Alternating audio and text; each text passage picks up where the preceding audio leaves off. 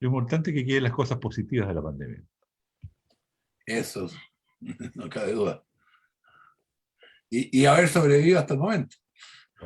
Que no es menor.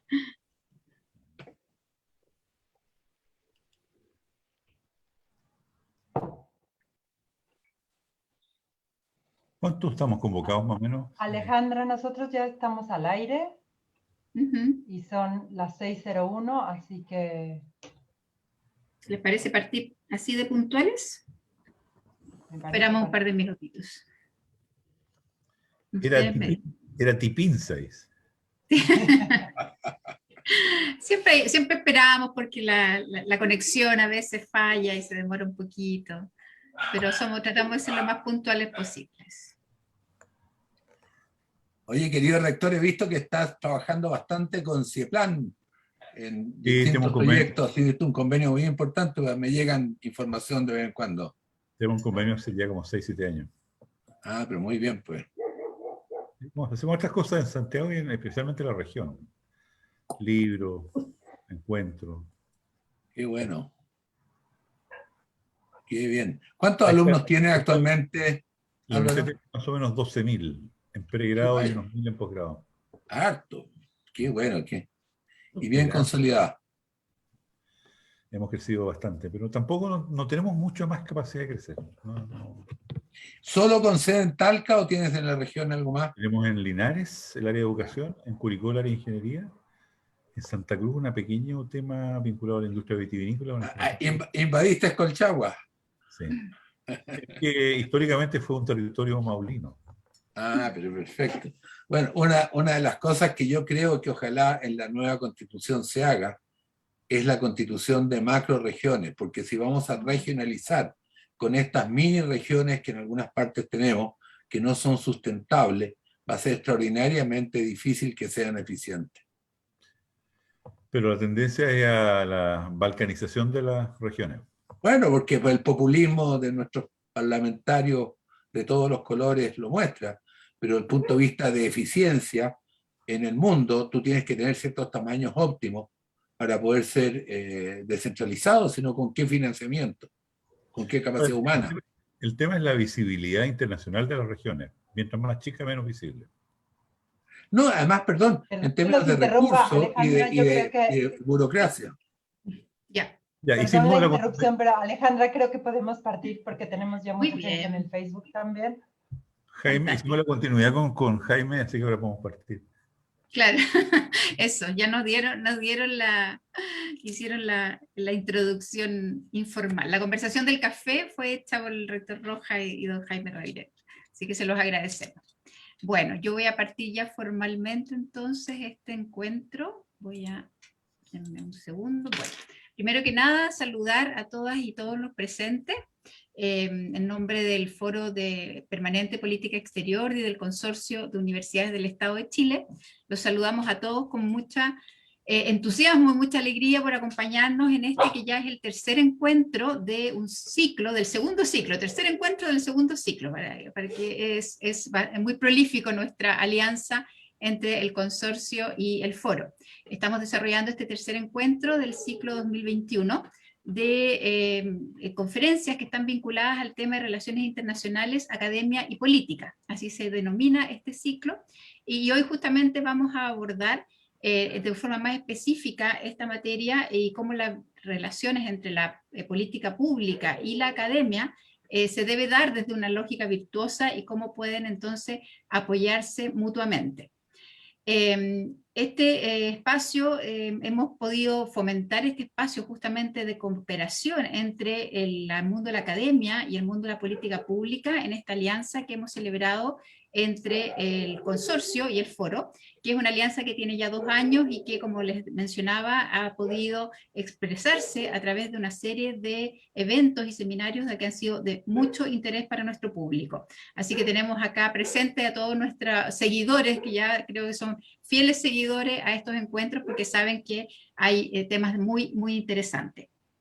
A través de trabajo conjunto fomentamos la creación precisamente de espacios interdisciplinarios de articulación para la investigación social comparada entre investigadores que están consolidados e investigadores en formación, sobre las visiones del desarrollo que tienen diferentes actores y la posibilidad de diálogo entre ellos. Creemos que promover el diálogo, los saberes, el intercambio y la cooperación entre investigadores y responsables o gestores de políticas públicas a nivel local, nacional y regional, las alianzas y articulaciones para la incidencia social y política y el incremento de las capacidades propositivas es parte de los ejes articuladores de estas instancias de encuentro entre la academia y el mundo público político. Como les mencionaba, en esta oportunidad vamos a debatir entonces sobre el paso desde la academia a la práctica pública, a la práctica política en materia internacional y viceversa, enfatizando entonces cómo tanto las consecuencias políticas como también los posibles efectos negativos de este fenómeno en América Latina en general y Chile en particular. ¿Cuál es la percepción en esta relación? ¿Cómo debe ser y cómo se puede lograr que sea positiva para el desarrollo del país? Para ello, nuestros panelistas, nuestros connotados panelistas que nos acompañan hoy, revisarán la experiencia de Chile y de otros países que nos permitan entender cómo se articula esta relación. En el día de hoy, como les señalaba, contamos con destacados expertos que han estudiado y que han participado además en la creación de plataformas de diálogo entre investigadores sociales, responsables y gestores de políticas públicas, por lo que somos privilegiados de poder contar con su presencia en esta ocasión y aprovecho entonces de agradecer sinceramente a nuestros tres invitados. Vamos a partir entonces por el orden que me han indicado aquí en las reseñas, que espero que sea el orden correcto, con la presentación de don Alberto Van Klaveren, quien es conocido por todos ustedes, pero a quien me corresponde presentar. Don Alberto es politólogo, licenciado en Ciencias Jurídicas y Sociales en la Facultad de Derecho de la Universidad de Chile, máster en Relaciones Internacionales de la Universidad de Denver, Estados Unidos, y doctorado en Ciencia Política de la Universidad de Leiden, Holanda. Académico e investigador del Instituto de Estudios Internacionales desde el año 1985, ocupando la dirección de ese centro entre 1995 y 1996. En el año 98 fue designado profesor titular de la Facultad de Derecho de la misma Universidad de Chile y actualmente se desempeña como director de la Unidad Académica de Relaciones Jurídicas y Económicas Internacionales en el Instituto. Sus áreas de estudio y de docencia son las relaciones internacionales, política exterior comparada, política exterior de Chile, relaciones internacionales y derecho internacional. Pero además de esta amplia trayectoria académica, don Alberto se caracteriza, o todos lo conocemos, por su trayectoria también en el servicio político exterior.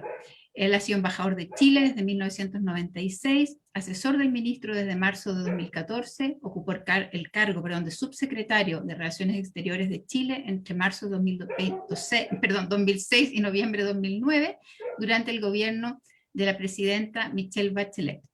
Entre los años 2001 y 2006, además, fue embajador de Chile ante la Unión Europea, función en la cual le correspondió participar en la negociación del acuerdo de asociación entre Chile y la Unión Europea.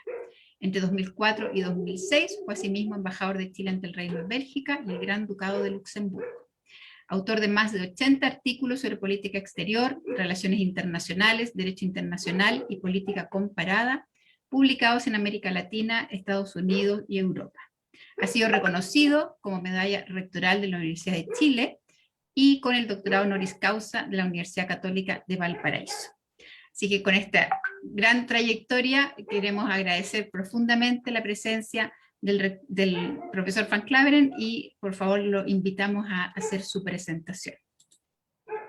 Muchas gracias, Alejandra.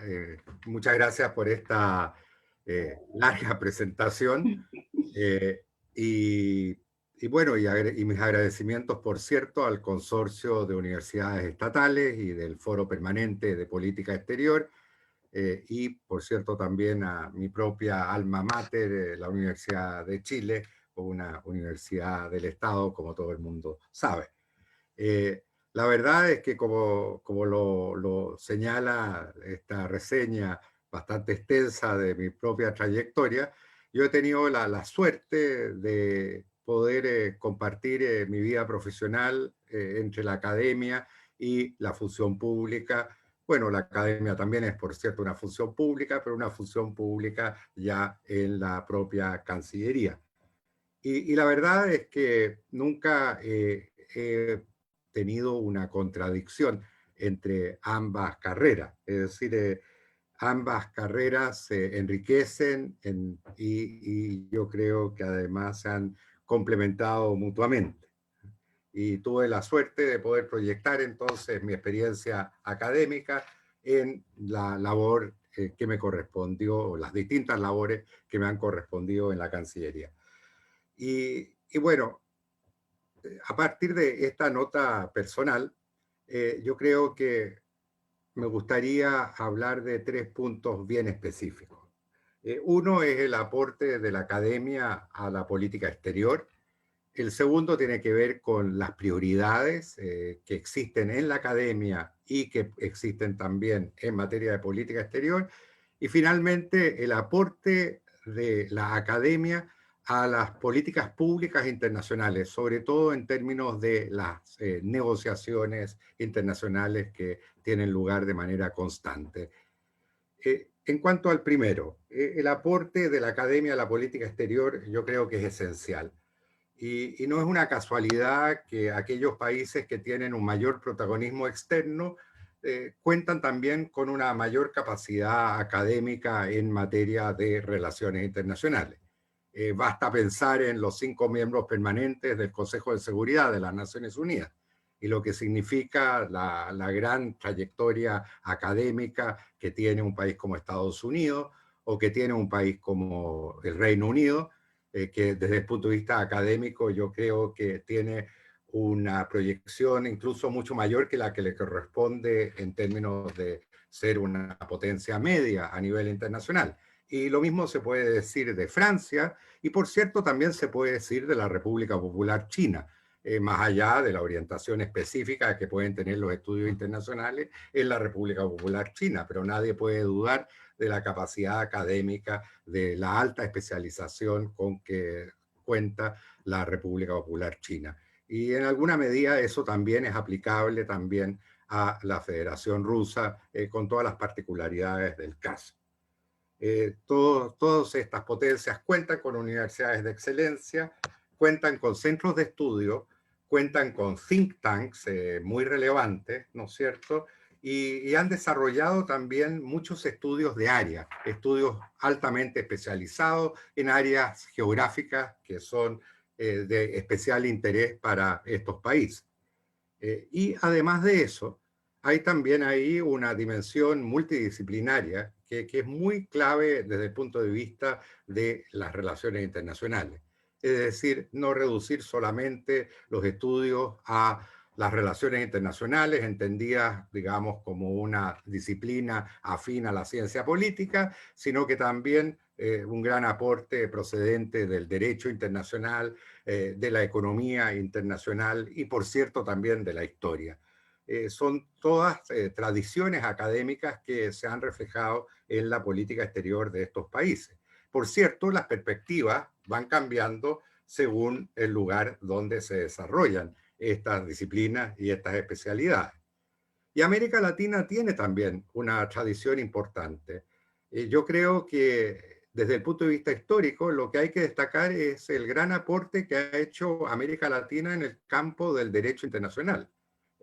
Un aporte que tuvo un sello muy propio en el siglo XIX, que se expresó en las ideas, por ejemplo, de Andrés Bello, el fundador de la Universidad de Chile, que se expresó en la doctrina Drago, que se expresó también en el papel que tuvo un diplomático brasileño muy brillante, Rui Barbosa, en la segunda conferencia de La Haya, que fue fundamental para todo lo que fue la estructuración del sistema internacional desde comienzos del siglo XX, la doctrina Calvo, en fin, hay una serie de aportes que se han planteado desde el punto de vista del derecho internacional y que yo creo que también configuran un legado que es importante preservar, básicamente porque se trata de aportes que son distintos a los aportes que iban procediendo de las potencias centrales. También desde el punto de vista de las relaciones internacionales ha habido un desarrollo importante en América Latina, yo diría más tardío de lo que sucedió en el campo del derecho internacional, y en ese aporte también ha habido un desarrollo importante protagonizado en nuestro propio nuestro propio país. Es decir, Chile tuvo, yo creo, un papel importante en lo que fue el desarrollo de las relaciones internacionales, de la visión de América Latina desde la perspectiva de los países del sur. Está ahí el papel que le cupo a mi propia institución, el Instituto de Estudios Internacionales, fundado, digamos, en el año 1966, el Colegio de México, también entre las instituciones más relevantes de América Latina, y otras instituciones que se fueron agregando posteriormente. En el caso de Chile, por ejemplo, el Instituto de Ciencia Política de la Universidad Católica, en fin, y sobre todo un programa conocido como el programa RIAL, un programa para el estudio de las relaciones internacionales de América Latina, que tuvo un papel muy significativo en el desarrollo de los estudios académicos en materia de relaciones internacionales. Después el programa RIAL fue cambiando de perfil y se fue orientando más hacia los antiguos, los jefes de Estado, etcétera, fue asumiendo un papel distinto, pero en su etapa inicial hizo un gran aporte desde el punto de vista académico, creo yo. Y además rescatar también lo que fue la experiencia de una serie de centros que no pertenecían a las instituciones formales en la época de la dictadura. Es decir, una serie de centros como lo fue el Centro de Estudios del Desarrollo, el ILET, y también una institución que sigue manteniendo una fuerza importante en materia académica, como es el caso de la Facultad Latinoamericana de Ciencias Sociales. Todo eso fue contribuyendo a un conocimiento propio, a un enfoque propio, y además fue permitiendo también la difusión de enfoques que procedieron de la propia América Latina. Enfoques importantes como fue la teoría de la dependencia, como fue el estructuralismo y además otros enfoques que fueron también dialogando con los enfoques teóricos que procedían de los países centrales. Yo creo que esa tradición ha sido también recogida por institutos más nuevos que han surgido, algunos en regiones, como el caso del Instituto de Estudios Internacionales de la Universidad Arturo Prat de Iquique, como puede ser el caso del Programa de Estudios Europeos que se desarrolla en la Universidad de Concepción, y que yo creo que también van configurando una cierta comunidad de estudios internacionales en nuestro país. Pero más allá de esa dimensión institucional, yo creo que también hay que destacar especialmente los aportes que ha realizado América Latina en términos de instituciones a nivel internacional. América Latina es una zona de paz, más allá de que se proclame formalmente o no. Y eso es muy relevante. Es una zona de paz desde el punto de vista de las relaciones entre los estados.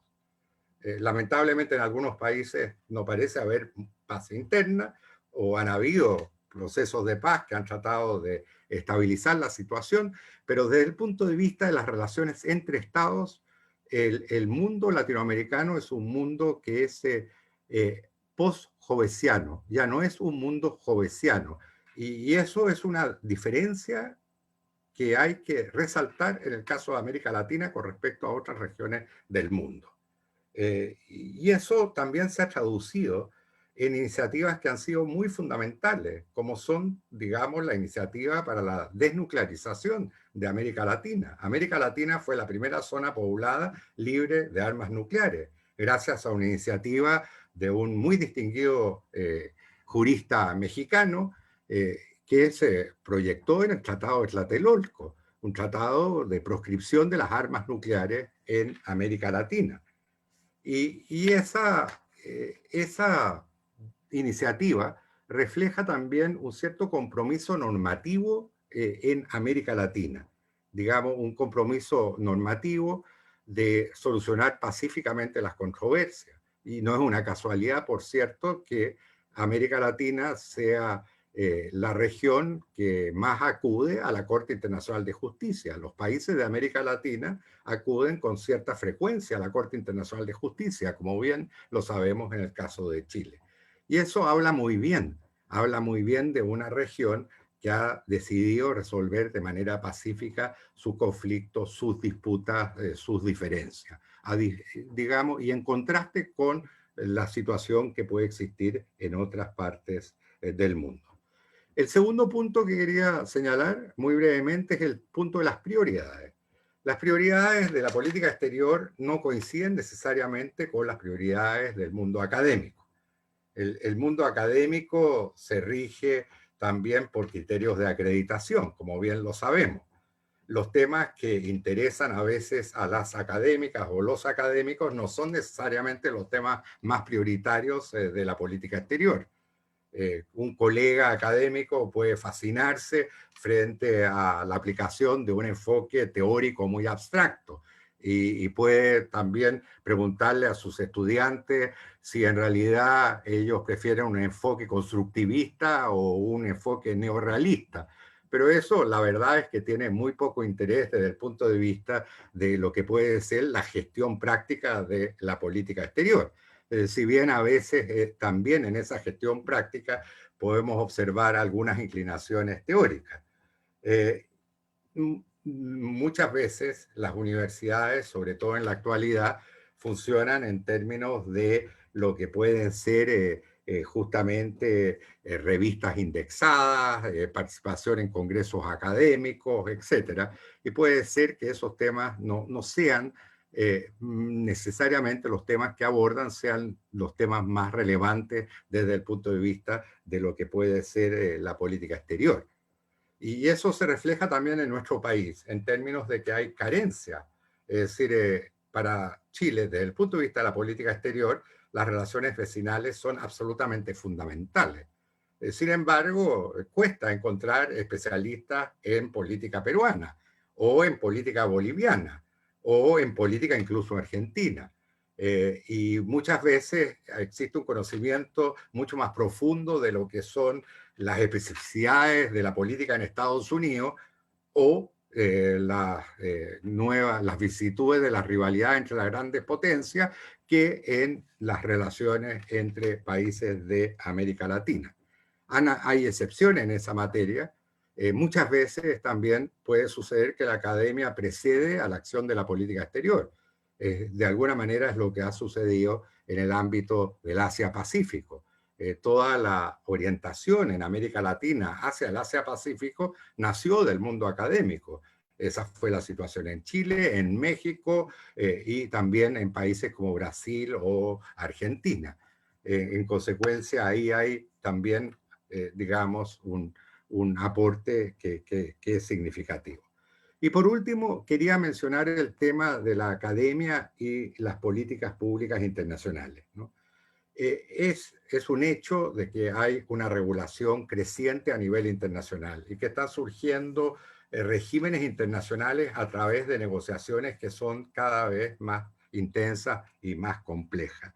Y ahí muchas veces lo que se puede observar es que algunas iniciativas surgen precisamente del mundo académico y surgen de la existencia de comunidades epistémicas, ¿no? Comunidades de personas que piensan de manera similar, que se han, digamos, ido profesionalizando de manera similar y que van generando algunas iniciativas que son muy relevantes. Pensemos para tomar un caso actual, el impuesto corporativo. Todo el debate que ha habido a nivel del G7 y luego del G20 en torno a la existencia o la necesidad de un impuesto corporativo. Es una idea que nace, que viene del mundo académico y que, digamos, tiene también símiles en otras iniciativas. Pensemos también en el aporte que procede del mundo académico para instituciones como puede ser la Organización Internacional de Energía Atómica, la importancia que tiene el conocimiento científico, la importancia que tiene entender cómo funciona la energía nuclear, cómo se produce el uso dual, cómo puede existir un uso dual de la energía nuclear, el papel que han tenido científicos nucleares también en materia de no proliferación o en materia de negociaciones de desarme nuclear. O pensemos en el cambio climático, la importancia que tiene el panel, digamos, intergubernamental de cambio climático, el aporte que ha surgido de ese panel justamente para las negociaciones de cambio climático, o lo que sucede en el ámbito de la biodiversidad, lo que hoy por hoy se está negociando una convención para regular y preservar la biodiversidad marina más allá de las zonas que pertenecen a las jurisdicciones nacionales de los estados. Obviamente eso también requiere de un aporte científico que surge normalmente del mundo universitario. Hay múltiples ejemplos que pueden señalarse y la importancia que tiene también el aporte académico en los nuevos temas que van a surgir en materia de negociación internacional. Estoy pensando en inteligencia artificial, estoy pensando en la regulación del ciberespacio, en la regulación de la robótica, en la posible regulación de los neuroderechos. Son todos temas que son incomprensibles sin un aporte importante de la comunidad académica. Y lo que hay que también tener en cuenta es que el conocimiento no siempre es unívoco, no siempre es tampoco neutral. No es unívoco porque los científicos y las científicas pueden tener ideas muy diversas sobre los temas. Hay debates. Y entonces es muy importante desarrollar una capacidad de interlocución desde el mundo diplomático hacia el mundo académico y viceversa. Son lenguajes que son distintos, son, digamos, prácticas que son diferentes, pero que en realidad pueden converger y deben converger. Y es necesario que converjan justamente para enfrentar estos desafíos que son muy relevantes. Y recordar que también es muy importante el lugar donde se hace la ciencia. Obviamente, nosotros nos alimentamos de la ciencia que procede de los países más desarrollados, pero esa ciencia responde también a ciertos intereses y a ciertas prioridades, que no son necesariamente las prioridades nuestras o que no pueden no necesariamente coincidir en todos los casos con nuestros propios intereses. Entonces es importante desarrollar una capacidad propia y eso es un desafío que es muy relevante para las universidades en la actualidad. Y yo creo que por eso hay que desarrollar una capacidad de diálogo y de interlocución mucho mayor entre lo que es el desarrollo, la generación de la política pública internacional y el mundo académico. Bueno, quedo hasta acá y, por cierto, estamos después para comentar. Gracias. Muchas gracias, profesor Van Claveren. Una muy motivante presentación y creo que precisamente responde muy bien a lo que es nuestro interés de poder visualizar cuáles son esos desafíos para el mundo académico y el interés que tiene particularmente el Consorcio de Universidades del Estado y el Sistema de Universidad del Estado que se está constituyendo de poder trabajar de manera proactiva en el desarrollo precisamente de aportes a las políticas públicas en diversos ámbitos y qué duda cabe que las relaciones internacionales y exteriores del país son uno de esos ámbitos relevantes en el cual desde la academia se puede aportar. Así es que no, creo que es muy, muy consistente y coincidente su presentación, así que le agradecemos mucho. Antes de continuar y dar el paso a nuestra siguiente panelista, quiero recordarles que la idea también es que interactuemos y que se pueda conversar con nuestros ponentes, así es que la opción de poder hacer preguntas está abierta a través del chat y bueno, si tenemos algo de tiempo también podríamos abrir después la palabra aprovechando que estamos en el modelo de Zoom abierto en que podemos visualizar a las personas presentes, pero está abierto el chat durante todas las presentaciones para que ustedes puedan escribir sus preguntas. Así es que, dicho eso, voy a presentar inmediatamente a nuestra segunda panelista. Ella es Daniela Sepúlveda Soto.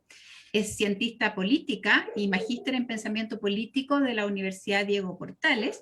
Actualmente es becaria para estudios de doctorado en ciencia política en la Universidad de Minnesota, Estados Unidos, así que le agradecemos mucho que nos está acompañando desde allá. Entre los años 2011 y 2020 estuvo a cargo del escritorio América del Sur, Central y Caribe en la División de Relaciones Internacionales del Ministerio de Defensa de Chile, así que también tiene experiencia en ambos mundos, académico y el mundo de la política pública en materia de relaciones internacionales. Daniela es diplomada en estudios de seguridad y defensa en la Academia Nacional de Estudios Políticos y Estratégicos de Chile, ANEPE, diplomada en relaciones internacionales en la Universidad de Chile, egresada del primer curso sudamericano de formación de civiles en defensa de UNASUR Argentina, del primer curso sudamericano del Derecho Internacional y Humanitario y Derechos Humanos en las Fuerzas Armadas en el Perú, y tiene asimismo una serie de otros cursos y especializaciones en materia de derechos humanos y materia de seguridad. Ella también es miembro del Foro Permanente de Política Exterior y sus líneas de investigación son conflicto y postconflicto, participación de mujeres en la seguridad internacional, política latinoamericana, seguridad y defensa. Así que agradecemos muchísimo a Daniela y dejamos abierto el micrófono para su presentación.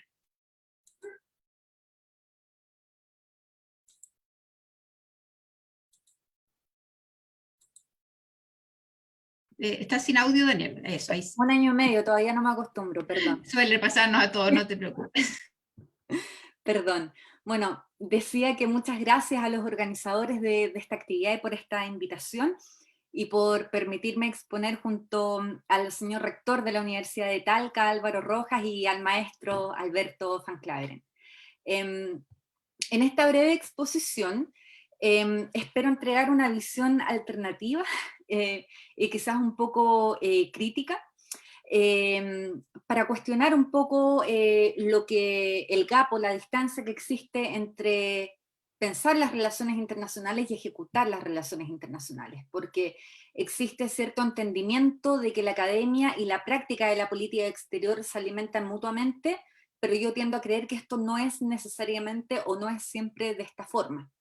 Y permítanme comenzar con cómo observo esta realidad en el caso chileno y luego voy a vincularlo con algunos casos de la experiencia internacional.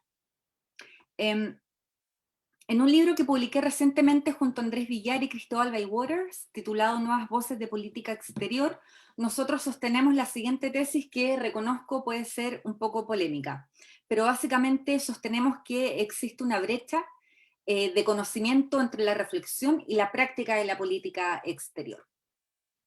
Y si pensamos en la década de los 90, reconocemos que existió una tremenda y destacada generación de internacionalistas que, pensando en los desafíos de una política exterior para la democracia, pasaron a ocupar posiciones de poder en el gobierno, y en consecuencia esto derivó en un cierto deterioro de los estudios internacionales a nivel nacional. No quiero decir, por favor, no quiero decir que durante esos años no se produjo conocimiento, no es lo que estoy sosteniendo. De hecho, hace unos años me tocó elaborar una base de datos de toda la producción académica chilena en relaciones internacionales entre el año 1990 y el 2010, y logré reunir más de 800 títulos escritos principalmente en español, inglés y francés. Me refiero a trabajos exclusivamente de política exterior chilena, no latinoamericana. Sin embargo, muchos de ellos, especialmente los títulos de los 90, de la década del 90, formaban parte de una visión de gobierno que se empañó de la percepción de éxito y de consensos de aquellos años de auge de la política exterior. Por lo tanto, los intelectuales de la época, ahora integrados a la burocracia estatal y diplomática, muchas veces también reprodujeron esa percepción de éxito en la academia. Podemos discrepar en esto, pero yo me atrevo a sostener que la producción original, no descriptiva, crítica y metodológica en la década de los 90 fue relativamente escasa. Existió, pero fue escasa. Y este panorama comenzó a cambiar, afortunadamente, ya en la década del 2000. Hoy en día tenemos un cuerpo de investigadores sobre política pública internacional y política exterior que es bastante grande, lo que se explica por bueno, muchas razones. En primer lugar, por la consolidación de la ciencia política en las relaciones internacionales como disciplina en Chile, por el aumento de expertos, investigadores y estudiantes, por el aumento de instancias de financiamiento para estudios de magíster, de doctorado y estudios de campo dentro y fuera de Chile, por el incremento en las redes de cooperación entre universidades y centros y estudios de pensamiento también dentro y fuera de Chile, y por el progreso de un entendimiento interdisciplinario para estudiar la política exterior. Vale decir, y esto lo dijo muy bien el profesor Van Claveren, ya no se habla de política exterior solo desde la ciencia política y el derecho, sino que también se habla desde otras disciplinas como la economía, la sociología, las comunicaciones, etc.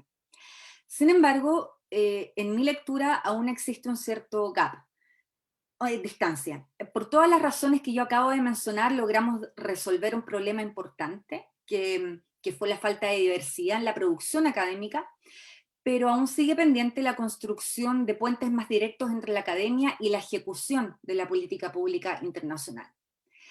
Personalmente yo creo que la falta de puentes responde principalmente a 3 problemas: un problema de diversidad, de participación y de lenguaje. El primero es un problema de diversidad. Sabemos que la política pública internacional persiste muchas veces como un espacio de élite, con poca representación de mujeres, con poca representación de minorías y de grupos históricamente marginados. El poder ha tendido a concentrarse principalmente en una misma generación, a ratos homogénea en su formación y poco heterogénea en su pensamiento. El segundo problema es el de participación.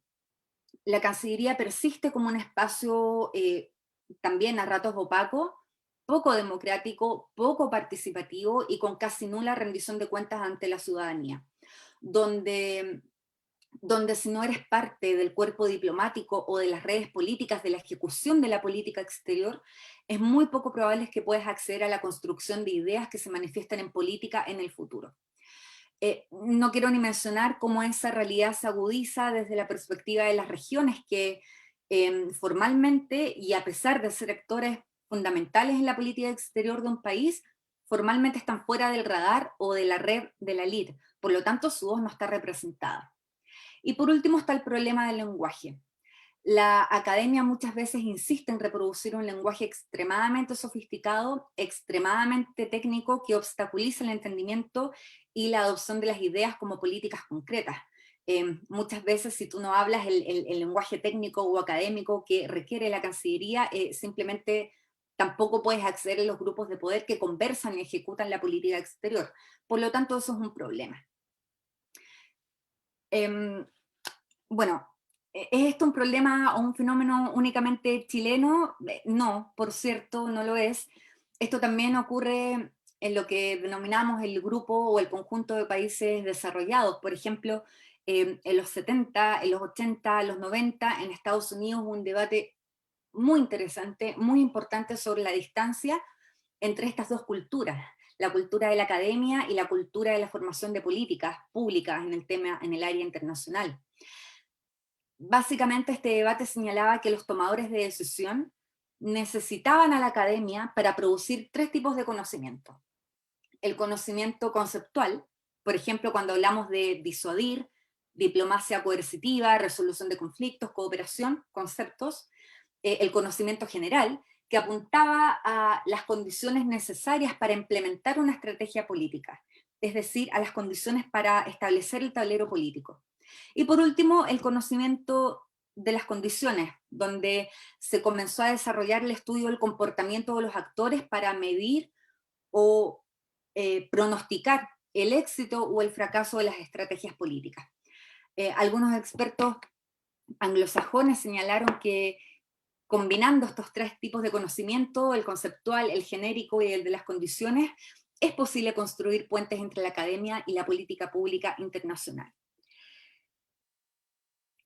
Sin embargo, en un contexto como el de entonces, de poder bipolar, donde opera una lógica de grandes potencias, avanzar hacia esta combinación de conocimiento puede ser, entre comillas, mucho más fácil, o en otras palabras, puedes tener más incentivos políticos y estratégicos, porque lo que está en juego para estas potencias es más que el conocimiento. Finalmente fue y es la lucha por la manifestación de estatus, dominación, hegemonía, jerarquía, básicamente de poder. Pero en países pequeños como el nuestro, por ejemplo, es difícil hablar en esos términos porque lo que entendemos convencionalmente como dominación, hegemonía, jerarquía, no está presente en el quehacer y la narrativa natural con que se desenvuelve nuestra política exterior. Entonces, la pregunta es la siguiente: ¿cómo construir puentes entre la academia y la política pública internacional? Yo creo, modestamente, que el libro que les mencionaba, Nuevas Voces de Política Exterior, es una contribución a esto, nos ayuda a responder a la pregunta de cómo crear los puentes. Haciendo eco de los tres problemas que señalé antes, los tres problemas que dificultan puentes, el de la diversidad, la participación y el problema del lenguaje, en este libro nosotros convocamos una generación de internacionalistas amplia, porque la presencia de nuevas voces en la política exterior es justamente esencial para resolver este problema.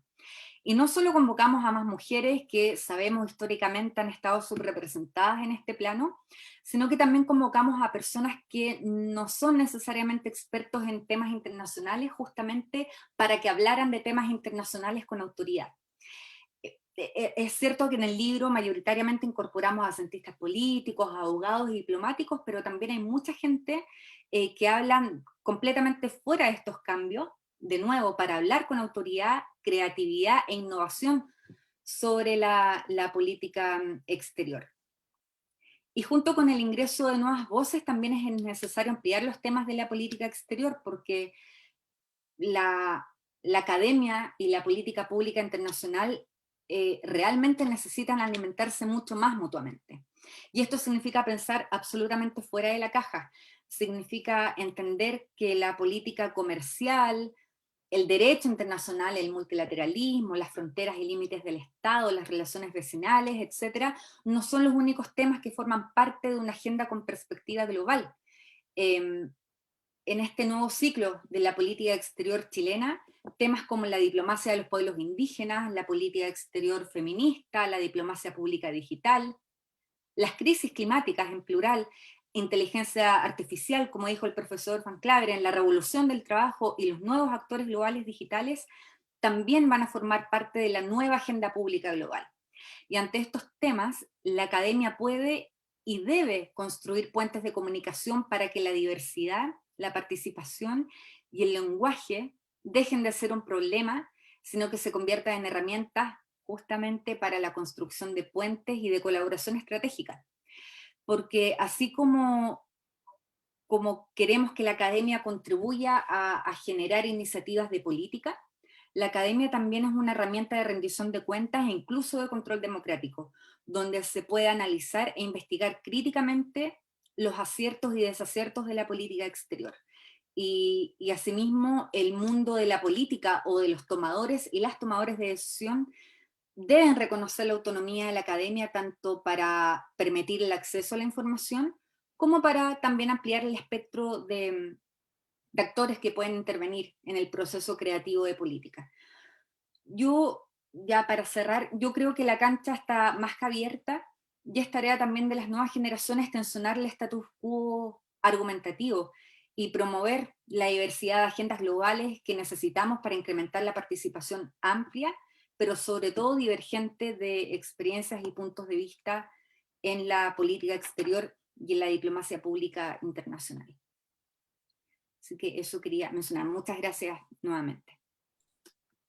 Muchas gracias, Daniela. Sin duda una presentación muy, muy interesante, muy motivadora y que da cuenta de los nuevos tiempos. Y yo creo que eres una gran representante de esos nuevos tiempos y de la incorporación femenina, como tú decías, de las minorías. Así que creo que van a surgir muchas preguntas a partir de tu presentación, así que te agradecemos muchísimo. Y vamos a dar entonces paso a nuestro tercer panelista para después poder hacer todas esas preguntas que deben estar ustedes queriendo formular. Entonces vamos a escuchar al rector que ya ha sido nombrado por nuestros anteriores panelistas, don Álvaro Rojas Marín, que Como ustedes bien conocen, es rector actualmente de la Universidad de Talca, pero que tiene una trayectoria que también se vincula con el mundo de la diplomacia. Rector Rojas es médico veterinario de origen de la Universidad de Chile, doctor en Ciencias Agrarias de la indescifrable e impronunciable Universidad de München en Alemania, Technische Universität, puede ser. Ha sido profesor universitario en la Universidad de Chile y Talca en las áreas de desarrollo agrícola y economía agraria, siendo profesor titular en esta última. Es autor de más de 50 publicaciones en revistas nacionales e internacionales y de más de 10 libros, tanto en su disciplina como en gestión universitaria. Obtuvo beca de doctorado en la Fundación Konrad Adenauer y una beca postdoctorado de la Fundación Alexander von Humboldt, ambas en Alemania.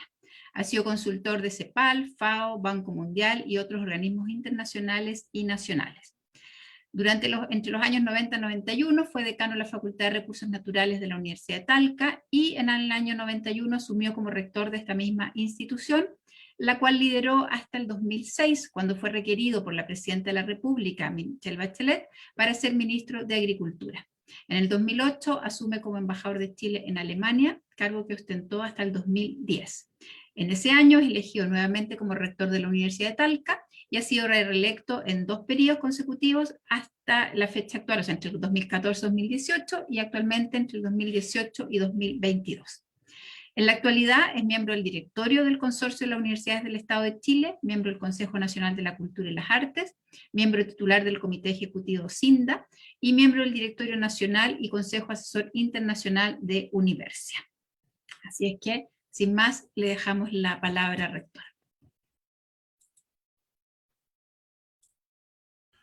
Muchas gracias, Alejandra, y quisiera agradecer la intervención de Daniela Sepúlveda, muy rica y muy distinta a lo que uno está acostumbrado a escuchar, y también, por cierto, a Alberto Van Claven, en quien tuve la oportunidad de estar coetáneamente en el ministerio cuando yo tuve la oportunidad de ser embajador en Alemania. No soy experto en absoluto en el tema diplomático. Yo tuve la oportunidad de representar mi país en Alemania, producto de una larga tradición en Alemania, no solamente estudiando, sino que también fui protagonista del acercamiento de las relaciones científicas y tecnológicas entre Chile y Alemania, que vienen de un convenio muy antiguo que firmó el gobierno del presidente Eduardo Frei en el año 60, a través de su ministro de Relaciones Exteriores, Gabriel Valdés, que por razones políticas quedó enfriado durante el gobierno de Allende, cuando Chile reconoce las relaciones con la Alemania Oriental, y posteriormente, obviamente, en el gobierno del presidente, digamos, el general Pinochet, durante tantos años. Y a partir de la recuperación democrática, hicimos un gran esfuerzo por recuperar las relaciones diplomáticas, científicas, tecnológicas con Alemania. Y ese rol jugué yo durante varios años por encargo de la Cancillería. Y ese es un punto que yo quisiera destacar. Hay una diplomacia científico-tecnológica que excede, obviamente, lo que es el eje central de la diplomacia de los países.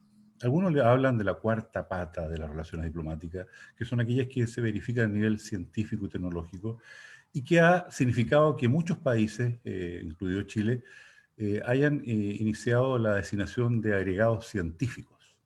El mundo donde Chile tiene interés en conocer más los temas de ciencia para que sean un incentivo para las universidades, Alemania, España, Francia, tiene mucho que ofrecer a nuestros países, en este caso Chile, para que podamos, por el vínculo académico-científico, poder hacer relaciones de mucho mayor alcance. Y creo que en el caso alemán hay bastante producto que ha conseguido que la Fundación Fraunhofer esté presente en Chile con diferentes iniciativas, otras fundaciones también, Max Planck. O sea, ha sido posible, a través de iniciativas científico-tecnológicas, estrechar relaciones que no son vía canales diplomáticos, pero que sí permiten un mejor entendimiento de los pueblos sobre la base de la ciencia. Ese es un tema que yo creo que es importante tener presente en lo que son las relaciones diplomáticas no convencionales, en lo que ha sido la larga tradición diplomática de nuestro país. Ahora bien, a mí me hace mucho sentido lo que señaló nuestra colega, en el sentido de que, Daniela, en el sentido de que, y lo tenía anotado para poderlo plantear, la academia persigue incentivos. En general, los académicos son tomadores de incentivos, ya sea del mundo de la ciencia, del mundo de la tecnología, y para ello nuestros académicos orientan su trabajo hacia lo que son los instrumentos de la política científica y tecnológica. Y obviamente responden con iniciativas que se llaman proyectos de investigación, de innovación, etcétera, todo lo que son el mundo que hoy día se sustenta básicamente en la Corfo por una parte y en la ANIT, la ex-CONICIT, por otra. Y no existen y no han existido una política, un poco, y aquí respondo a lo que a lo mejor señalaba Alberto, una política que apunte desde la Cancillería o de los órganos vinculados a las relaciones internacionales, sean incentivos para que se persigan ciertos temas de interés nacional que la academia podría resolver. No hay proyectos para ese tema que nuestros académicos puedan destinar. Y lo que ocurre comúnmente, y en este sentido yo quería responderle a Alberto, que los académicos que tienen la oportunidad de hacer estudios de ciencias políticas o ciencias de otras naturalezas similares, colindantes a la diplomacia, que lo hacen en el extranjero, traen temas internacionales de sus doctorados o de los lugares donde ellos estudiaron y los cultivan en Chile sin una conexión con la realidad, sino que ellos traen problemas ajenos al mundo científico chileno. Esto no solamente ocurre en el ámbito de las relaciones internacionales, ocurre en todos los ámbitos, especialmente de las tecnologías, etc. Hay muchos temas científicos chilenos investigando en problemas que no son chilenos, pero es parte de la realidad, es la tradición de la formación de un científico chileno. Entonces aquí quizás uno podría notar que había un déficit en incentivar a la academia y a los institutos respectivos a generar iniciativas en temas que son relevantes y, como señala Alberto, sabemos poco de Argentina, sabemos poco de Bolivia. No hemos mirado la relación sur-sur con mayor atención, producto de que los incentivos no están presentes. Y un investigador tiene que financiar su estudio y él va, obviamente, a hacer converger sus investigaciones hacia los puntos donde puede conseguir un financiamiento para ello. Le reconocen en la carrera académica los proyectos ganados. Le reconocen en las publicaciones los proyectos que surgen de esos, que surgen de esos proyectos. Entonces, en ese sentido, la racionalidad de un científico tradicional de las universidades chilenas apunta a ese tema y creo que ahí habría algo, no sé si que corregir o que complementar, o que el mundo de ANIT tome temas también importantes, relevantes, de la realidad más vecinal, de los tiempos que vienen, y que los acote a lo que es un poco lo que el país requiere. Intencionar un poco la política científica en este ámbito. Esta es una larga discusión en el mundo de la ciencia, porque en definitiva la política existente en materia científica es que se aprueban los mejores proyectos, los mejores investigadores mejor fundados. Es un poco la política. Y claramente, y uno tendría que hacer la reflexión, que la suma de iniciativas individuales no generan un todo coherente. No tienen por qué generarlo. Es lo que hay, ¿no? Entonces, en algunos instrumentos de ANIT en los últimos años se ha venido intencionando ciertos temas, más que nada vinculados al mundo de la innovación, y más que nada vinculado a la innovación de ciertos temas relevantes del país, de lo que es la canasta exportadora chilena. Entonces uno podría decir que también hay temas de alto interés que podrían ser intencionados en el ámbito del que hoy día estamos conversando. Y creo que eso es un área que nosotros debiéramos desarrollar a futuro, por lo menos, que el sistema ANIT sea capaz de leer la necesidad que nuestro país tenga mejor producción científica en áreas que son relevantes para el desarrollo y para la integración regional. Yo creo que también debemos nosotros fortalecer nuestra relación con nuestros países del, comillas, barrio, por cuanto la mirada también de la ciencia está muy mirada hacia muy orientada hacia el hemisferio norte. Otro tema, y ya salgo un poco del mundo de las ciencias para poder incursionar en el tema de la diplomacia. Como diplomático en Alemania, me pude percatar que muchos temas diplomáticos transcurren por fuera de la embajada. Y a veces la deferencia de algunas personas de llamar a la embajada o al consulado a decir que están en Alemania haciendo algunas gestiones, es la única información que uno tiene. Ocurren muchas cosas que tienen un vínculo con las relaciones comerciales, relaciones culturales, relaciones científicas y todas las dimensiones de lo que son las relaciones entre los países, que ocurren fuera del mundo de la diplomacia.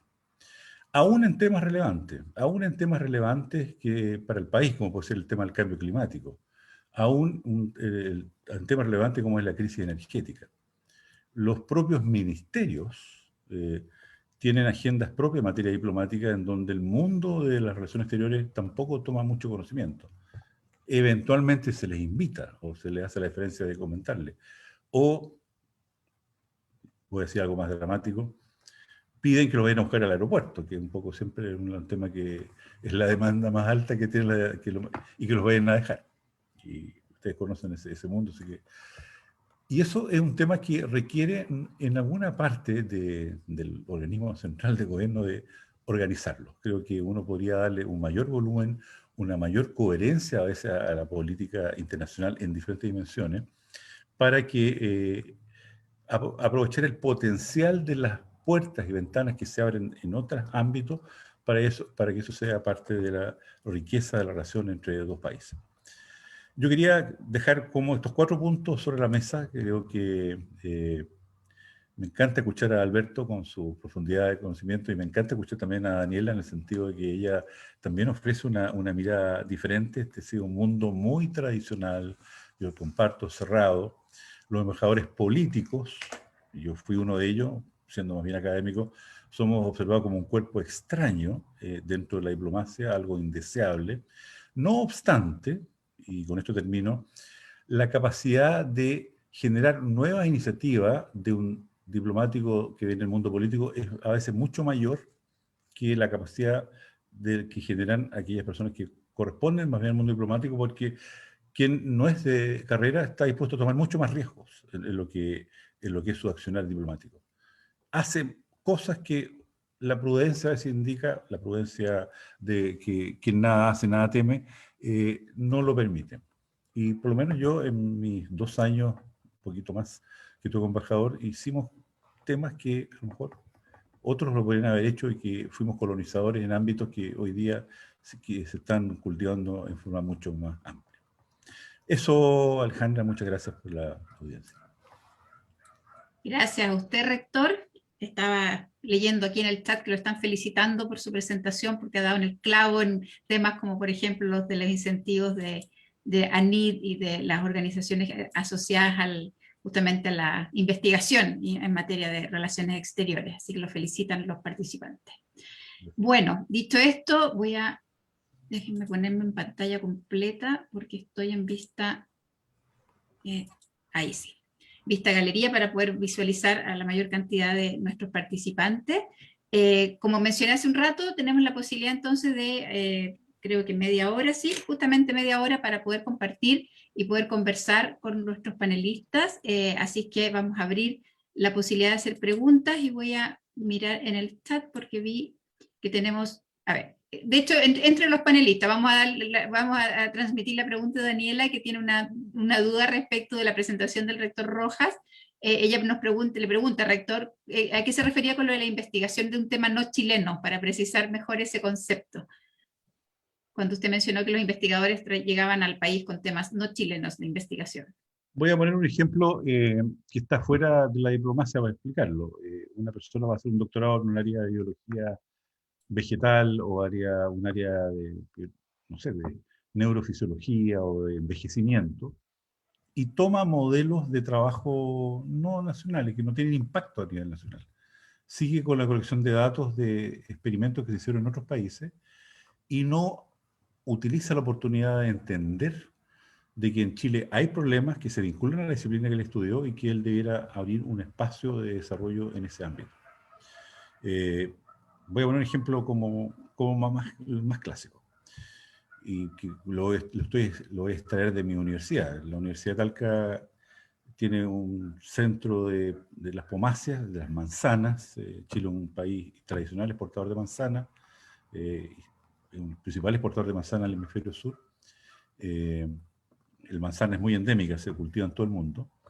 Y muchas personas pueden ir a Estados Unidos, a Europa, a estudiar un tema de la fisiología de la manzana, y persiste cuando vuelve a Chile a seguir estudiando esa fisiología de la manzana sin aplicación práctica alguna. No obstante estar concentrado en nuestro país la parte importante de la producción de manzana, en el caso de la región del Maule, el 60% de la producción de manzana está en esta región. Entonces, es una pérdida no poder usar el conocimiento de esos científicos que estuvieron en el extranjero en temas que son propios de las manzanas chilenas para mejorar su capacidad exportadora, para mejorar su capacidad de mantenerse de la post-cosecha. En fin, hay tantos temas que son relevantes de la fisiología de la fruta cosechada, y esas personas persisten en seguir con temas de alta fisiología, muy bien cotizados, y que se publican en un journal de alto impacto Q1, Q2, en el extranjero, absolutamente desligado de lo que es la realidad nacional, y no hay ningún productor de manzana que tiene problemas objetivos con su producción que pueda entender qué está leyendo o para qué sirve. Ahora, ¿cómo pueden hacer las universidades la bajada? Es entender que aquel que viene con problemas ajenos a trabajar en nuestro sistema científico, no hay que darle mucho espacio. O sea, aquí hay suficientes problemas que resolver. Y a esa persona mandarla a quienes atienden problemas, que no suelen ser el área de la ciencia, sino del mundo de la medicina. Y concentrarlos en lo que puede ser usar ese conocimiento básico para aplicarlo a lo que es la realidad de nuestro país. Pongo el ejemplo de las manzanas porque se me viene primero a la cabeza, pero eso está repetido en todos los ámbitos. Y es especialmente relevante en áreas donde Chile ha desarrollado tecnologías de avanzada. Chile es puntero en muchas áreas tecnológicas, en el sector forestal, el sector frutícola, el sector de acuicultura. Y la única forma que el país pueda mantener su posición competitiva internacional es con investigación. Y ya no hay a quién copiarle ya, porque Chile está en la posición de avanzada en las industrias respectivas. Entonces es una pérdida, Daniela, de capacidades que personas que teniendo competencias para aplicarlo a realidades nacionales, persistan en mantenerse en el nivel internacional. Con alto impacto, y a la ciencia le sirve, pero no con lo que uno desearía. Gracias, rector. Daniela está pidiendo la palabra, así es que me imagino que quiere comentar algo al respecto.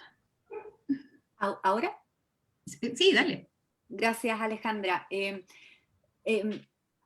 Señor rector, me llamó mucho la atención su comentario cuando dio cuenta de temas no chilenos. Yo creo que con la interconexión que existe hoy y en un mundo tan global en ideas y ejecución es muy difícil hablar de temas no chilenos.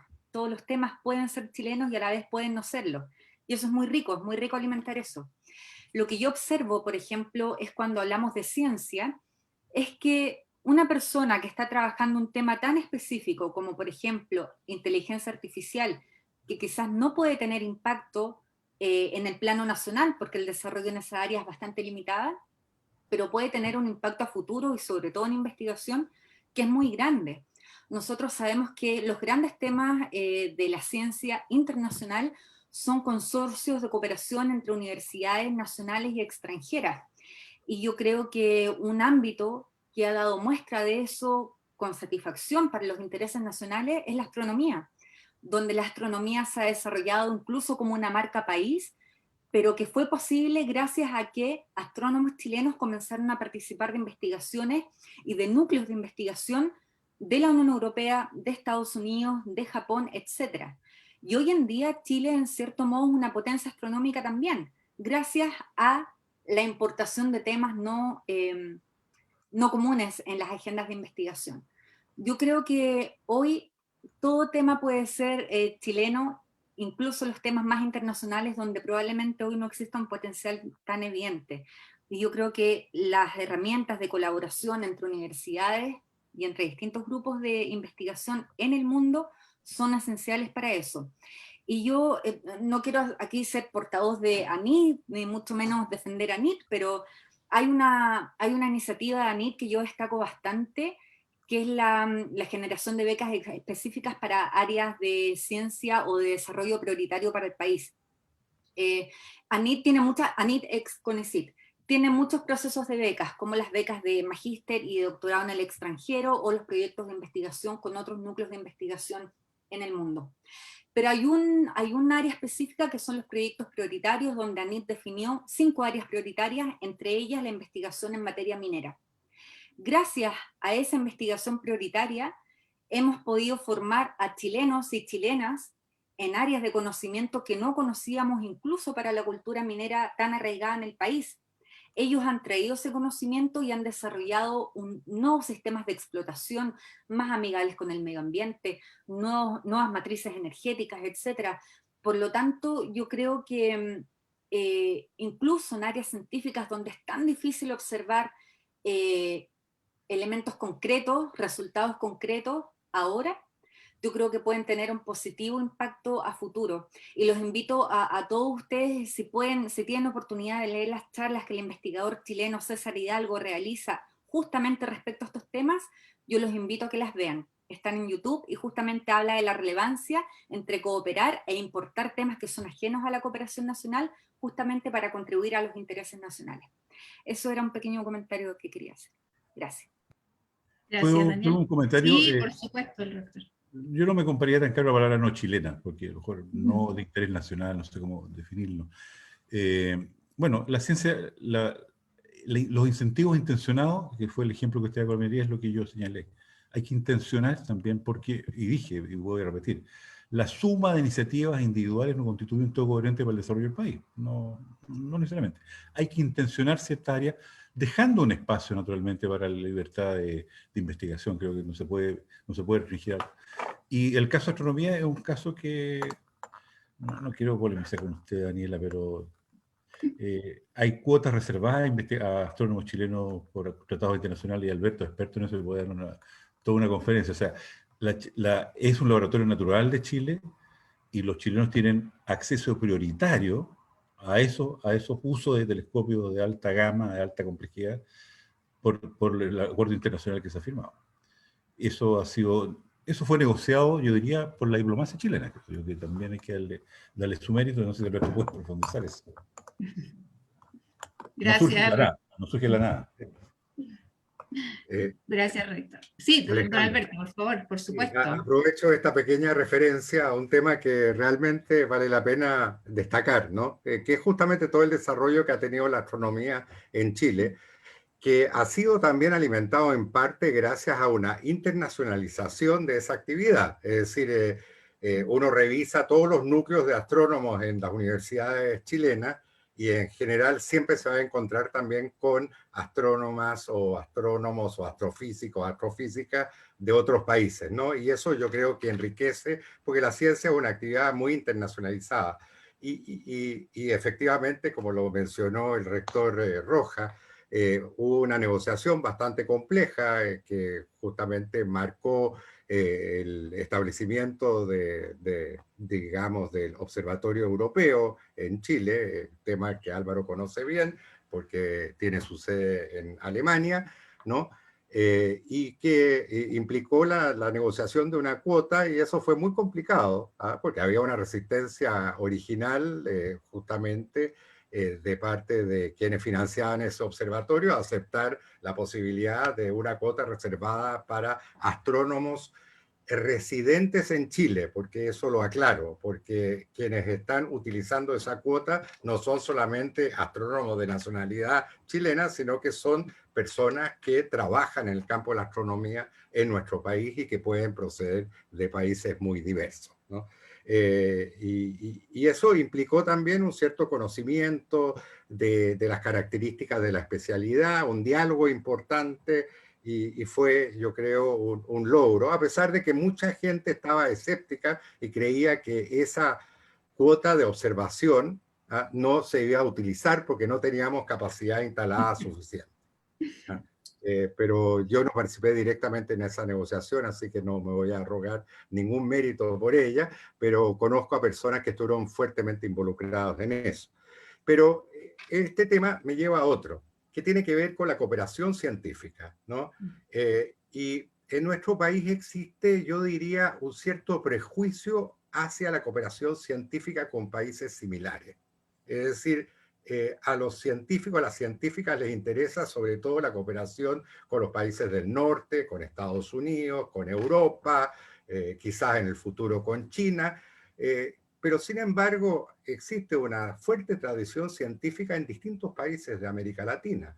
Pensemos en lo que ha sido el desarrollo científico en un país como Brasil o como Argentina. Universidades además de excelencia. La Universidad de Sao Paulo es una gran universidad. Es una universidad estatal sumamente importante y que tiene prestigio a nivel mundial. Sin embargo, es muy raro, existen algunos casos, pero es muy raro que nuestros científicos, nuestras científicas vayan a la Universidad de Sao Paulo. Hay algunas excepciones, ¿no? En general es mucho más atractivo la idea de ir a universidades en Estados Unidos o en Europa. Existen, yo recuerdo, en múltiples cumbres, lamentablemente en las cumbres latinoamericanas siempre se hacen anuncios con grandes fanfarrias que luego no se cumplen, pero existen a nivel de Mercosur varias iniciativas para desarrollo científico tecnológico. Muchas de estas no se aprovechan o simplemente tampoco reciben aportes de los países que suscriben estos acuerdos. Argentina tiene una gran tradición científica también, tiene varios premios Nobel, no como nosotros en literatura, tiene premios Nobel en ciencias. ¿Ah? La ciencia brasileña, repito, es de buen nivel. La tecnología, además, por ejemplo, en el campo agrícola, Brasil ha desarrollado técnicas bastante innovadoras, en fin. Hay ahí un potencial muy relevante que yo creo que hay que aprovechar. Y un último punto respecto de los laboratorios naturales. Es decir, Chile efectivamente tiene esta enorme ventaja que tenemos varios laboratorios naturales. Obviamente nuestros cielos son el laboratorio natural más conocido. Tenemos también el mar, tenemos la Antártica y el acceso preferente a la Antártica, ¿no? Desde nuestro extremo austral. Son todas posibilidades importantes para un desarrollo científico conjunto, es decir, y que además representa un atractivo enorme para también científicos, científicas extranjeras. Y ahí hay también una dimensión muy relevante justamente relacionada con el tema que hemos mencionado. Muchas gracias, profesor. Muy interesantes las precisiones. Vamos a seguir con el tema de ciencia y tecnología, porque tengo una pregunta que quiero hacerles a los tres, en realidad, porque está formulada amplia, que es del embajador Juan Pablo Lira, y él nos señala: es de todos conocidos que la inversión en ciencia y tecnología en Chile es muy tangencial. Cada vez es más relevante esta carencia. Nuestro país ha sido catalogado como de renta alta, con lo cual nos han sacado de la posibilidad de acceder a cooperación para el desarrollo. Si bien Chile puede no necesitar ayuda financiera, en cambio sí necesita de mucha transferencia de conocimiento. De allí que lo planteado por el rector Rojas es crucial. ¿Cómo hacer para que el Estado reorganice sus entidades y así pueda potenciar la cooperación que existe para el desarrollo en ciencia y tecnología? Esa es la pregunta. No sé si alguien se anima a romper el fuego. Daniela, por favor. Yo quisiera, quizás para algunos esto es un asunto doméstico, pero yo creo que es esencial. Chile ha hecho, para el tamaño del país, un esfuerzo tremendo con su sistema de becas Chile, hoy ANIT, con todas las luces y sombras que pueda tener ese proceso. Pero Chile tiene una gran deficiencia, que es la reinserción de estos científicos que están llegando, sean los que trabajan en el área social, científica, tecnológica, etc. Nosotros tenemos científicos chilenos que están desarrollando doctorados en energía nuclear y que llegan a Chile y simplemente no tienen trabajo. ¿Y por qué digo que esto puede ser un problema doméstico? Porque también estamos hablando de esfuerzos familiares completos que retornan sin ningún tipo de futuro o reinserción. Yo creo que un gran problema es justamente que el Estado, las pocas capacidades y el porcentaje de inversión en esta área la ha destinado exclusivamente a la formación en el extranjero, pero no ha pensado en redes de reinserción, o no permite que los estudiantes que están desarrollando estos estudios se puedan quedar un par de años más para seguir desarrollando este tipo de investigaciones y volver a Chile con mayor capacidad de instalación de este capital humano. Entonces, yo no sé, ANIT alguna vez lo anunció que estaba iniciando conversaciones con la red de universidades públicas en el Estado para trabajar en el problema de la reinserción. Lamentablemente, ahora que las becas de ANIT se cortaron producto de la pandemia, aparentemente esas conversaciones también se congelaron. Quizás el rector aquí puede hablar con mucha más autoridad que yo en esa materia, pero yo creo que el gran problema es el asunto de la reinserción de todo este conocimiento y el capital humano que estamos adquiriendo en el extranjero, y cómo ese capital también convive con, no nos olvidemos, la gente que se está formando dentro del país también. Gracias, Daniela. Rector o profesor Van Claveren, no sé si quieren agregar algo en esta materia. Nos sacan el baile y yo no me puedo quedar callado. No, simplemente Perdón. no quiero tener ningún protagonismo en esta tarde, cosa que yo quería más escuchar a los participantes y a los expositores, a los otros expositores, pero el 0,35% del PIB que Chile gasta en ciencia y tecnología, que es como histórico, si uno hace y lo compara con otros países que gastan hasta más del 4, Israel, o otros países que gastan más 3, etc. Si uno descompone el gasto público en ciencia y tecnología y el gasto privado, y saca el componente de gasto privado, en general los países gastan entre 0,4 y 0,5% del PIB con presupuesto público. Los países muy desarrollados. Y lo que hace la diferencia es el gasto privado. O sea, hay que ubicar en donde corresponde la obligación. O sea, la empresa privada chilena o el sector privado, y hay que incluir las grandes mineras, hay que incluir también grandes empresas que son del Estado, no invierten en ciencia y tecnología en la cuantía que lo hacen sus pares en otros países del mundo. Si invirtieran más, a lo mejor la cifra chilena podría ser más amplia. Ahora también, ese es un primer dato, y podría buscar una transparencia, una diapositiva. Transparencia ya como antiguo, ya cierto, una filmina, decían antes, donde lo tengo separado. O sea, está el gasto por países, Chile gasta poco, o lo separa, y el gasto público es semejante, un poquito menos que los países que gastan bastante. Los privados gastan poco. Porque la innovación en Chile ha sido sobre la base fundamentalmente de la adopción tecnológica, no el desarrollo tecnológico. Entonces uno puede decir, hay poco incentivo al desarrollo tecnológico. No se pueden hacer doctorados de empresa, está empezando un poco, o sea, los doctorados tienen que ser en las universidades. Y los países que más gastan tienen muchos doctorados de empresa y los reconocen y los priorizan. Si una persona va a hacer un doctorado en una empresa, va a resolver un problema en la empresa. Acá se resuelve un problema de la ciencia y un problema de la empresa. El país, la estructura productiva del país es más bien de un país de servicios, que no requiere tanta ciencia y tecnología. Entonces aquí hay que también modificar la matriz productiva del país. Más industrialización, bueno, hay temas o mayor agregación de valor en alguna de los elementos, es un tema que lo podríamos discutir toda la tarde acá.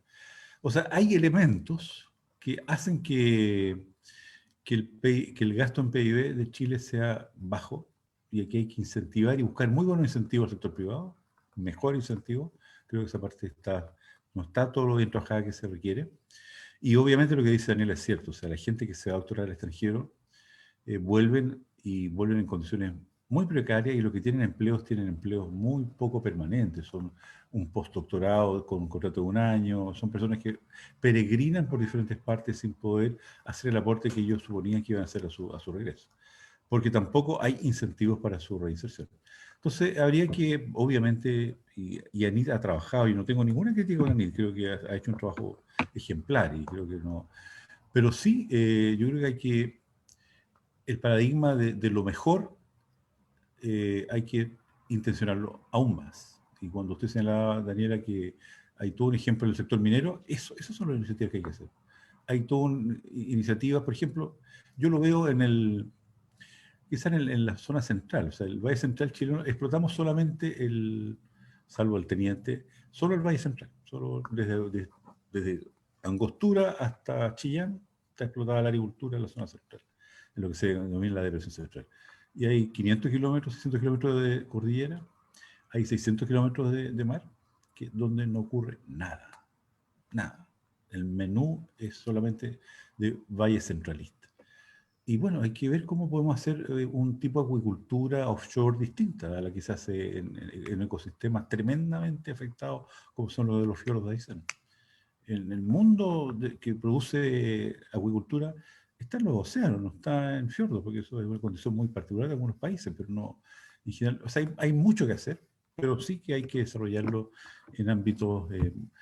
¿cuántos minerales habrán en esa cordillera que no han sido explotados? ¿Cómo son las prospecciones? Aquí se deja la iniciativa privada, y eso es un tema que habría que revisar una política de desarrollo científico, tecnológico y productivo del país de manera distinta. Pero no quiero cansar en absoluto.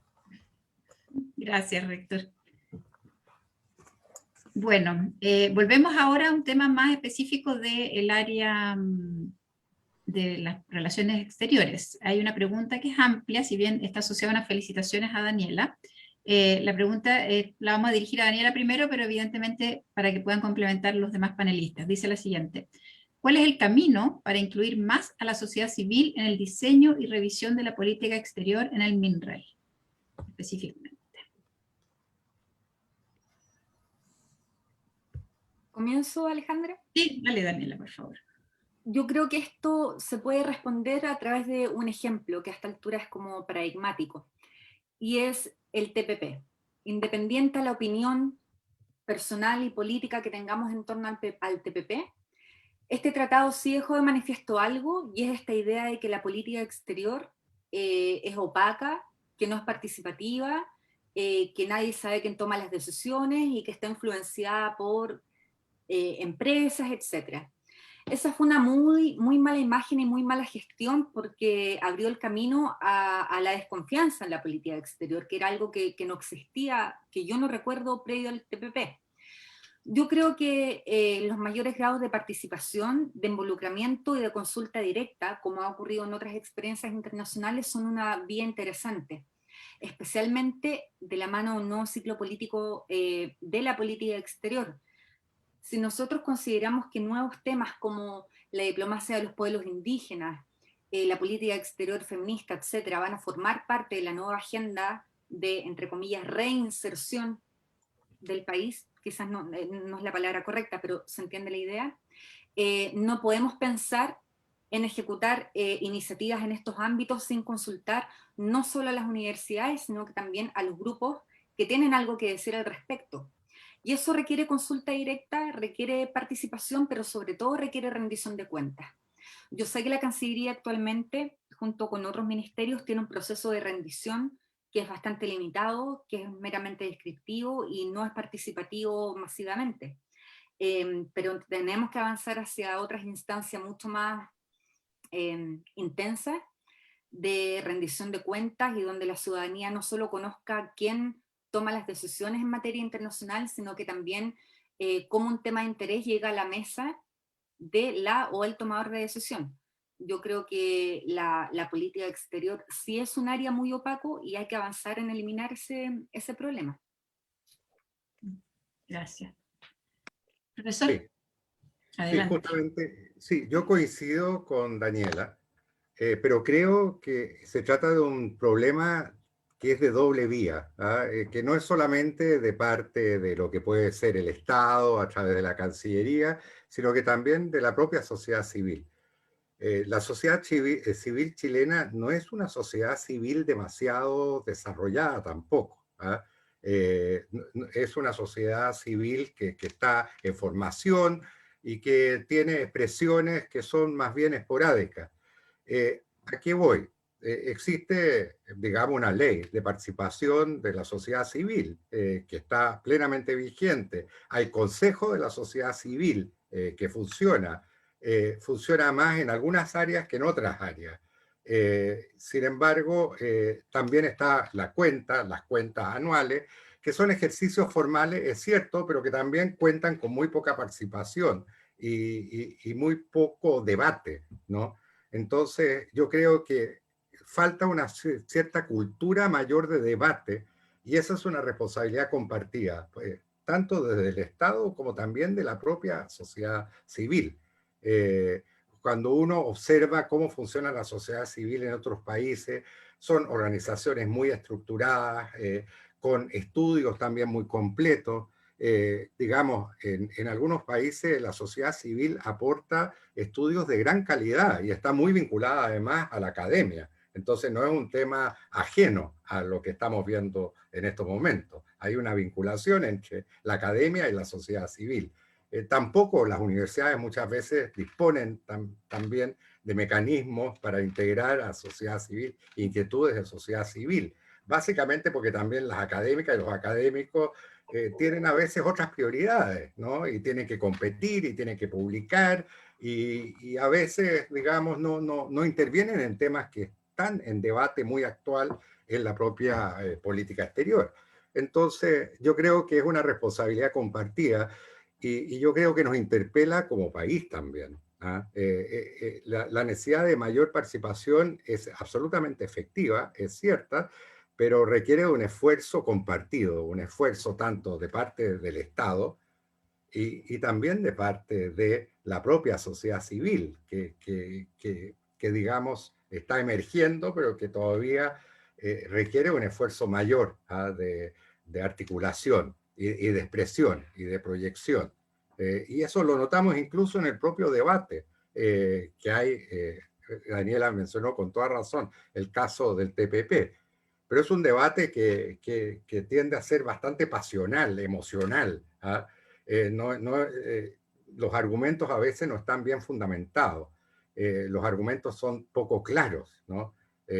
Hay 2 o 3 temas, digamos, que realmente falta una información mayor, y ahí yo creo que está la responsabilidad de quien tiene que entregar esa información, pero también quien la recibe y quien tiene que procesarla.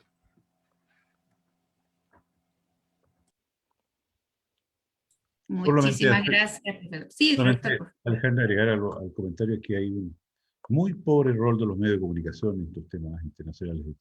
Cero. O sea, no lo cubren, no existen, no se genera opinión, no se genera discusión. Son informativos, tipo diario mural, pero no más que eso. Y ahí hay un déficit, en nuestro país hay un déficit de información de calidad en torno a los temas de interés nacional y que tengan posibilidades de ser internacionales, o que son internacionales. Gracias, rector. Tenemos una palabra solicitada, vamos a darle de inmediato la palabra a María Josefina Lira, con gusto saludarte y aprovechamos de darte la palabra. Perdona, es que tenemos bloqueados los micrófonos. Ah, ¿y podemos darle el paso? Parece que sí. Ahora sí, tienes que... Yo te solicito ahí. Ahora sí, dale. No, ahí se activó, ¿no?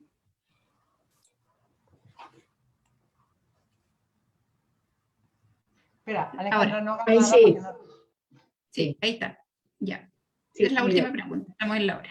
bueno, es la primera vez que vengo a este foro. No sé por dónde fue mi inscripción, no sé si fue por mi hermano Juan Pablo, no tengo idea, pero me parece muy interesante. Yo vengo de una experiencia bastante particular, digamos, porque estamos en el sector público, ¿no es cierto?, en el Ministerio de Educación, y me liga al tema internacional, ¿no es cierto?, los 26 años de ejercicio acá en el Ministerio de Educación. Y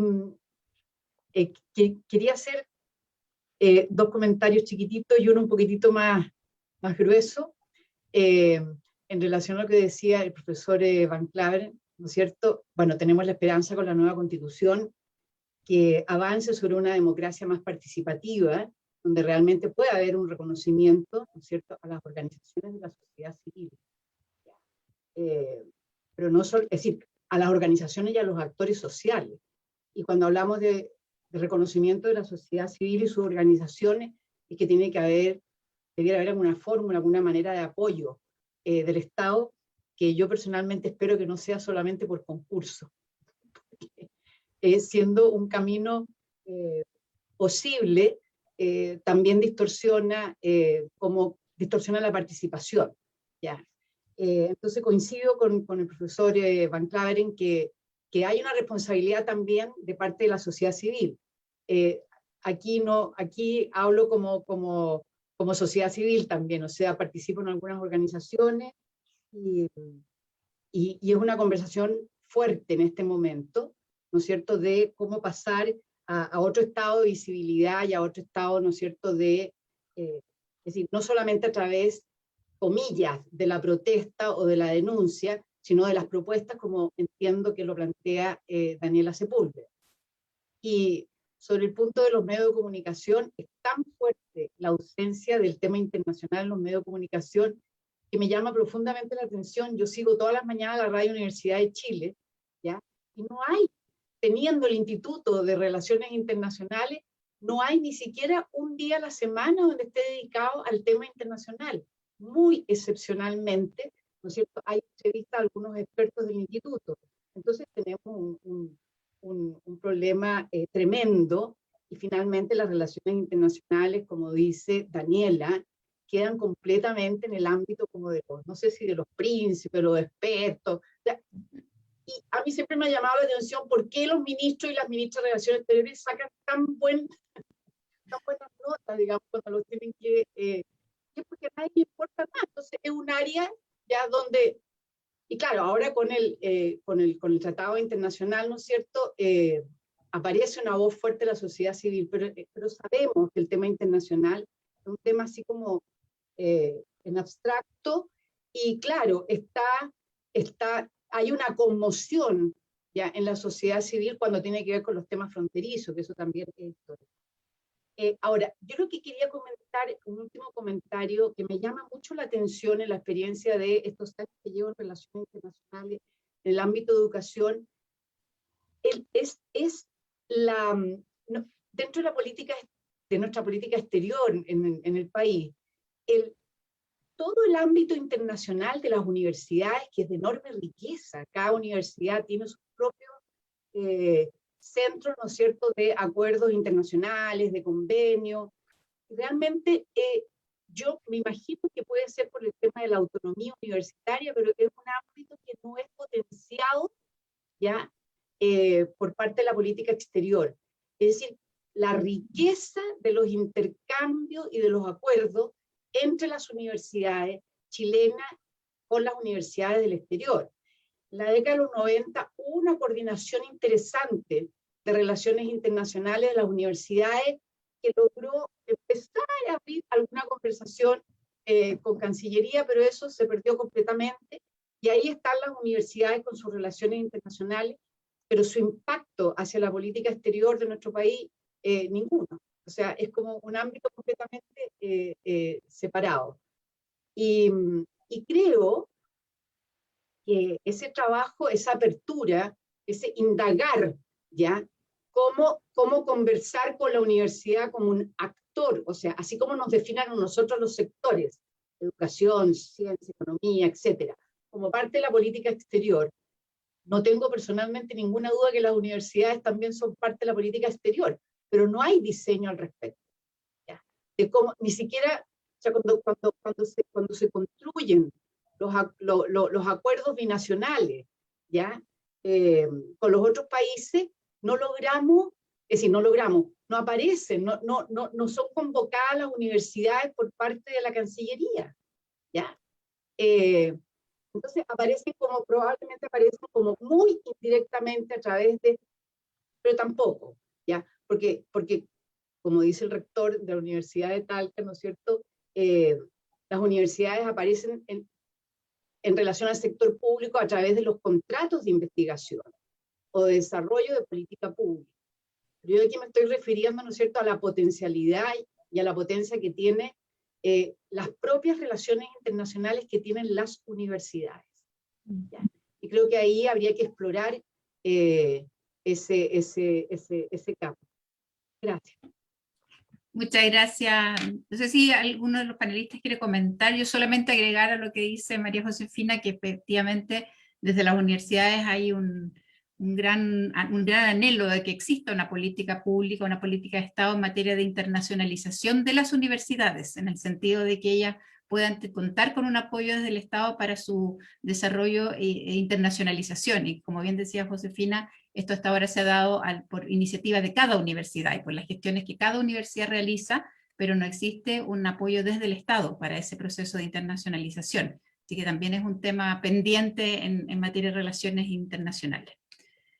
Bueno, no sé si alguno de los panelistas quiere complementar, porque yo ahí me di el lujo de hacer un comentario adicional, pero si no, ya podemos entonces, en base a la hora y dando cumplimiento a nuestro horario, nos pasamos en 5 minutos solamente, así es que agradecerles a todos la presencia, obviamente a nuestros 3 panelistas, así como a todos quienes nos han acompañado en este tercer encuentro, los dejamos invitados para el cuarto y final encuentro de este ciclo, que es a final del mes de agosto. Ah, no, me dice Dorotea, no va a haber cuarto. Bueno, ok, no va a haber cuarto, nos retractamos entonces, pero vamos a tener actividades durante el segundo semestre, eso sí, no lo duden, vamos a tener actividades en esta alianza. Nos quedan 2 más. 2 más. Ah, era al revés, perdón, yo pensaba que era el último, no, ok, nos quedan 2 más, entonces, bien, nuevamente, los dejo invitados para el cuarto y vamos a tener un quinto encuentro entonces posteriormente en septiembre. Así es que muchas gracias, vamos a seguir viéndonos y nuevamente agradecemos su atención.